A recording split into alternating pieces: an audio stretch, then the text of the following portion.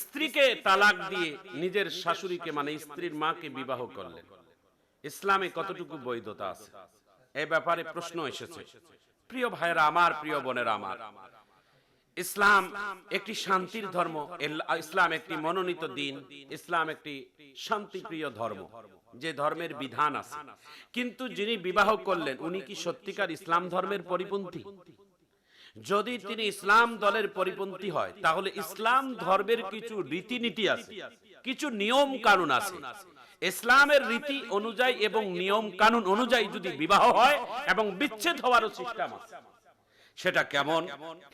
এটা মানুষ অন্য চোখে দেখতেছে যে এই মেয়েটি, এই যুবকটি নিজের স্ত্রীকে তালাক দিয়ে নিজের শাশুড়িকে বিবাহ করলেন। নেট জুড়ে ভাইরা, এটা কিয়ামতের আলামত। এই ধরনের ঘটনা আজকে বাংলাদেশ সহ সারা বিশ্বে, সারা পৃথিবীতে অহরহ ঘটতেছে। তাদের আসল ঘটনা হচ্ছে আল্লাহর ভয় তাদের অন্তরের মধ্যে না থাকার একটা সবথেকে মূল কারণ। ইসলাম ধর্মের রীতি হচ্ছে নিজের স্ত্রীকে বিবাহ করার পর যদি তালাক প্রাপ্ত তালাক হয়ে যায়, তালাকের 3 মাস ইদ্দতের পরে তার স্ত্রীকে, তার শাশুড়িকে বিবাহ করা আমাদের ইসলাম ধর্মে জায়েজ আছে। কি মুফতি সাহেব আছেন না? কিন্তু এটা শরীয়ত সম্মত হতে হবে, এটা কোরআন সুন্নাহ মোতাবেক হতে হবে। এটা স্ত্রীকে বাদ দেওয়ার পাশাপাশি সঙ্গে আরেকটা বিয়ে হবে, এটা এমনটা না। একটা ইসলাম ধর্মের নিয়ম নীতি অনুযায়ী বিবাহ করতে হবে, বিচ্ছেদ করারও সিস্টেম আছে। বাংলাদেশে অহরহ নিজের স্ত্রীকে তালাক দেয়, 1 2 3 দিয়েও দেয়, আবার সকালবেলা তালাক দেয়, দিনের বেলা বিকাল টাইমে আবার সংসারে জুটে করে। কিন্তু এরকম তালাক ইসলামে বৈধ আছে কি?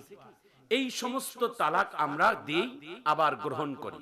প্রিয় ভাইরা আমার, তালাক দেওয়ারও সিস্টেম বুঝি না, বিবাহ করার তরিকাও জানি না। বিবাহ কিভাবে করতে হবে? একজন পুরুষ তার দায়িত্ববান, তার ভরণ পোষণ থেকে তার নারীর সকল দায়িত্বকে কাঁধের মধ্যে তুলে নেওয়ার নাম একটা পুরুষ। সেই পুরুষটা তার স্ত্রীর সমস্ত দেখভাল দায়িত্ব, তার পর্দা পুশিদা, তার আখলাক চরিত্র, তার সবকিছু ভরণ পোষণের দায় দায়িত্বের ভার নিয়ে সংসার জীবনের যাত্রা শুরু করে দিল। সেই পুরুষটা দায়িত্ববান পালন হচ্ছে তার বিবাহের সময়ে তার স্ত্রীর মহারানার পরিশোধের এবিলিটি যদি থাকে, সেই যুবক তার বিবাহ করার যোগ্যতা রাখে। যদি মহারানা পরিশোধ করার মতো এবিলিটি, যোগ্যতা না থাকে, তাহলে তার বিবাহ করা না গিয়ে তার যৌবন কন্ট্রোল করার জন্য তিনি রোজা রাখবেন। কিন্তু স্ত্রীর মহারানা পরিশোধ করতে হবে, এটাই শরীয়তের বিধান। মহারানা কি জিনিস? মহারানার ধার্য হচ্ছেন বিবাহের দিনে সাক্ষীগণের সম্মুখে এলাকার ময়মুরব্বীদের সামনে নিয়ে স্বামীর সাধ্য অনুযায়ী তার আর্থিক বিবেচনা করে তাকে মহারানা পরিশোধ করে দিতে হবে। এই মহারানাটা স্ত্রীকে পাওনা বুঝিয়ে দিতে হবে। কোন স্বামী যদি তার মহারানা যদি আদায় না করে আর যদি স্ত্রী যদি তাকে ক্ষমা না করে, তাইলে কিয়ামতের দিন আল্লাহ তাআলা ওই স্বামীকে জিনাকারের কাতারে আল্লাহ তাআলা দাঁড় করাবেন।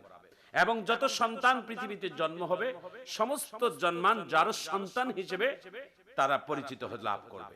এই জন্য স্বামী স্ত্রীর সম্পর্কটা সম্পূর্ণটাই হালাল, এবং এটাকে বিচ্ছেদ করতে গেলেও শরিয়া ভিত্তিক দিতে হবে।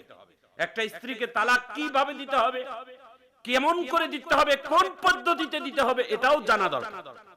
খালি মুখে তালাক দিলেই তো হবে না, আর কাগজ পাঠিয়ে দিলেও তো হবে না। রাগের মাথায় কোনো জিনিস এগুলোকে ইসলাম স্বীকৃতি দেয় না।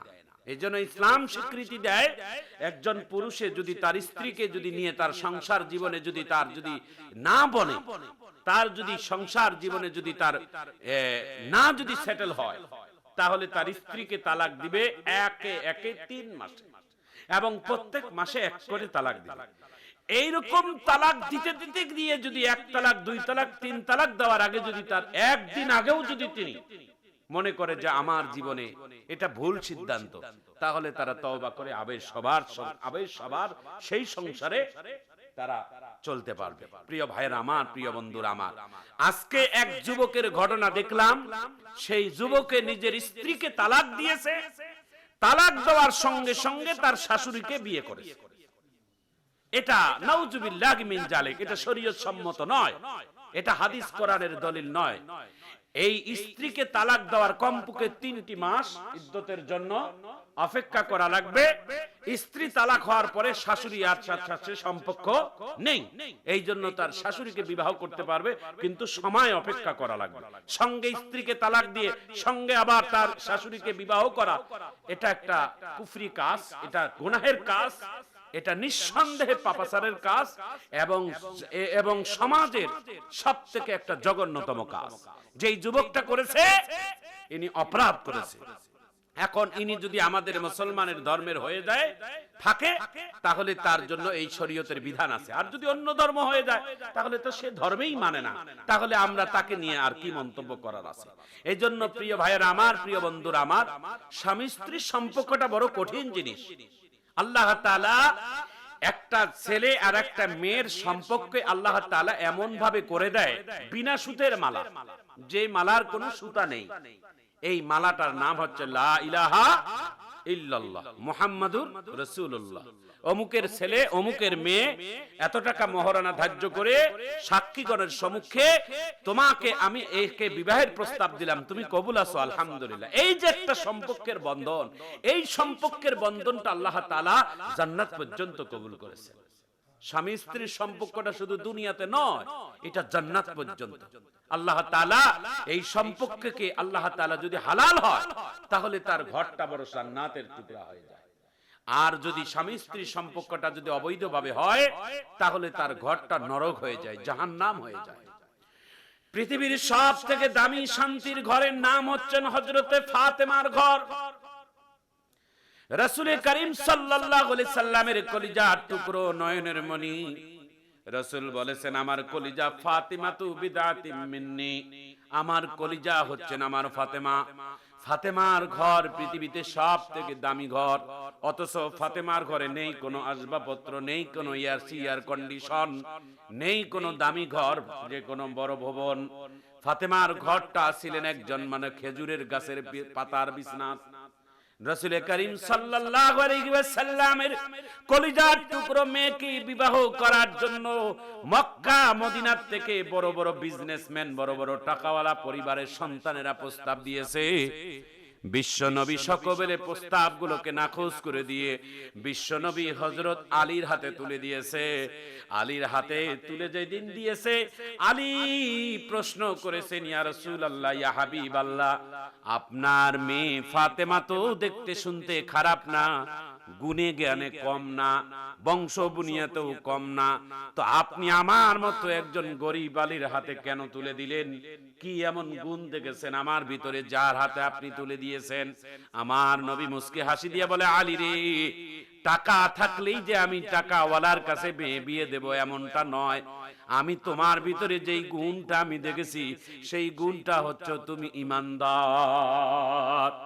আজকে সমাজের অনেক পিতামাতারা আমরা মেয়েদেরকে বিবাহ দেই, যার 10 তলা 20 তলা বিল্ডিং আছে, যার সরকারি চাকরি আছে, যারা আমার মেয়েকে সুখে রাখবেন, টাকা আর বিছনার মধ্যে শোয়াই রাখবেন, সোনা গয়না দিয়ে ভরাই রাখবেন, আমরা তাদের কাছে আমার মেয়েটারে দেব।